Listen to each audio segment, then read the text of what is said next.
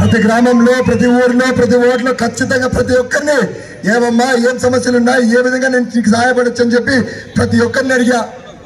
ఎక్కడ పోయినా ఒకటే చెప్పారు. ముఖ్యంగా మన వార్డులలో ఇక్కడ ఎస్పెషల్లీ యాడికి టౌన్ లో ఏమన్నారు, నీటి సమస్య నీటి సమస్య నీటి సమస్య నీటి సమస్య. అవునా కదా? నేను ఒకటే చెప్తాను మీ అందరికీ, గుర్తుందా ఆ కాలంలో ఎక్కడెక్కడో పోరాడి ఎవరెవరితోనో పోరాడి నిధులు కేటాయించుకొని ఖచ్చితంగా గండికోట నుంచి యాడికి వరకు పైప్ లైన్ వేసుకొని వచ్చామా లేదా? మరి ఈరోజు ఏమైంది? ప్రస్తుత ప్రభుత్వం ఏదైతే ఉందో వర్గ ప్రభుత్వం ఎవరైతే ఇప్పుడున్నారో శాసనసభ్యులుగా నిర్లక్ష్యం వల్ల మెయింటెనెన్స్ లేకుండా మనకి నీళ్లు రాకోకుండా కుళ్ళు నీళ్ళు వచ్చుకుంటా జబ్బులు వచ్చే నీళ్ళు వచ్చుకుంటా ఉన్నాయి. ఈ సభాముఖంగా మీ అందరికీ తెలుస్తున్నా, రేపు పొద్దున కానీ మన ప్రభుత్వం వస్తానే మీరు ఖచ్చితంగా నన్ను పంపిపోతున్నారు, ఖచ్చితంగా నన్ను ఎమ్మెల్యే చేయబోతున్నారు. ఖచ్చితంగా నాకైతే నమ్మకం ఉంది. రేపు కానీ మనం ప్రేమించే ప్రభుత్వం, మనం నమ్ముకున్న ప్రభుత్వం, తెలుగుదేశం ప్రభుత్వం ఏదైతే ఉందో అది రాగానే వెంటనే ఖచ్చితంగా నీటిపైన దృష్టి పెట్టి యాడికి మీరు ఎప్పటికి నీళ్లు నీళ్లు అనకుండా నీళ్ళు వచ్చే విధంగా చేస్తానని చెప్పి ఈ సభముఖంగా తెలియజేస్తున్నాను. చాలా మంది వస్తారు, ఇల్లు తిరుగుతారు, మైక్ పట్టుకుంటారు, పగిడి వేషాలు వేసుకొని వస్తారు. ఏమంటారు? జేసి జేసి జేసి తిట్టి తిట్టి తిట్టి తిట్టి తిడితే తిట్టుకొని ఎంతసేపు అయినా తిట్టుకొని అక్షంతలుగా తీసుకుందాము. నేను ఒకటే చెప్తా, మన చేయని అభివృద్ధా, మనం చూడని అభివృద్ధా? మీరు నడిచే రోడ్లు వేరేసినది, మనం కాదా వేసిండేది?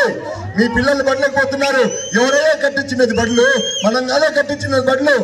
మీరు తాగుతారు నీళ్ళ పైప్ లైన్ ఎవరు వేయించినది, మనం కాదా వేయించినది? మీ సాగు నీరు వస్తుందా లేదా? వచ్చినంత వరకు తవ్వినది కాలం ఎవరు? మనమా వాళ్ళ? ఏమైనా అనుకొని పట్టించుకోవద్దండి, ఎవరితో వాగ్దానాలు పెట్టుకోవద్దండి, ఎవరితో గొడవలు పెట్టుకోవద్దండి. రేపుంది 5వ తేదీ, జూన్ 5వ తేదీ ఖచ్చితంగా మీరందరూ ఓట్లేసి తెలుగుదేశం ప్రభుత్వం గెలిపిస్తారని చెప్పి కోరుకుంటున్నాను. అదేవిధంగా నేను పర్యటన చేసేటప్పుడు ముఖ్యంగా ఈ ఊర్లో యాడికి గ్రామంలో యాడికి టౌన్ లో చాలా మంది అడిగారు నన్ను, ఏమన్నా ఇప్పుడు మన ప్రభుత్వం ఎప్పుడైతే ఉందో 2014 నుంచి 19 వరకు ఎప్పుడైతే మా దివాకర్ రెడ్డి గారు ఎంపీగా ఉండను, ఎప్పుడైతే మా నాన్నగారు చేసి ప్రభాకర్ రెడ్డి గారు ఎమ్మెల్యేగా ఉండను శాంక్షన్ చేయించుకొని వచ్చా. కానీ మన దురదృష్టం మన ప్రభుత్వం లేకపోయింది. ఖచ్చితంగా ఈసారి కానీ మన ప్రభుత్వం వచ్చింది వెంటనే ఖచ్చితంగా దానిపై దృష్టి సాగించి మీకు జూనియర్ కళాశాల వచ్చేందుకు చేస్తానని చెప్పి ఈ సభలో నేను తెలియజేస్తున్నాను. ఏ విధంగా మనం అభివృద్ధి చెందుతుందో, ఏ విధంగా మనకు మేలు జరుగుతుందో ఖచ్చితంగా చేనేత కార్మికులకు ప్రతి ఒక్కరికి అండగా సాయంగా ప్రతి విధంగా ఏ విధంగా 14 నుంచి 19 వరకు మనకు సాయం జరిగిందో ప్రభుత్వం నుంచి వచ్చే విధంగా చేస్తానని చెప్పి ఈ సభాముఖంగా కోరుకుంటూ చేస్తున్నాను. నేను మీకు ఒక చిన్న అపోహ ఉంది చేనేత మిత్రుల దగ్గర నుంచి, ఏమన్నా 24,000 మాకు వస్తుందా లేదని. ఎవరయ్యా ఇచ్చేది? అది మొదలు పెట్టినదే తెలుగుదేశం ప్రభుత్వం. ఉన్నా కదా 2,000 ఇచ్చామా లేదా? ఖచ్చితంగా ఏ విధంగా అయితే ఇచ్చామో ఖచ్చితంగా ప్రతి చేనేత కార్మికులు చెప్తున్నా ఈరోజు ఖచ్చితంగా మీ 24,000 విడతగా అయినా కానీ మొత్తం ఒక 20 విధంగా కానీ ఖచ్చితంగా మీకు వస్తాయని చెప్పి ఈ సభాముఖంగా తెలియజేస్తున్నాను.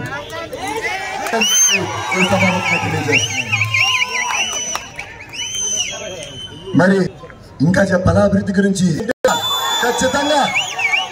ఖచ్చితంగా మీ ఆశీస్సులతో రేపు కానీ ఖచ్చితంగా మీ ఆశీస్సులతో ఏ విధంగా అయితే నాకు రాజకీయ స్ఫూర్తి మా పెద్దనాన్నగారు అయితే మీ నాన్నగారు అదే విధంగా వాళ్ళకంటే 10 రెట్లు మీకోసం కష్టాల్లో సుఖాల్లో నష్టాల్లో ప్రతి ఒక్క దాంట్లో అడుగడుగునా ఉంటానని చెప్పి ఈ సభాముఖంగా తెలియజేస్తున్నాను.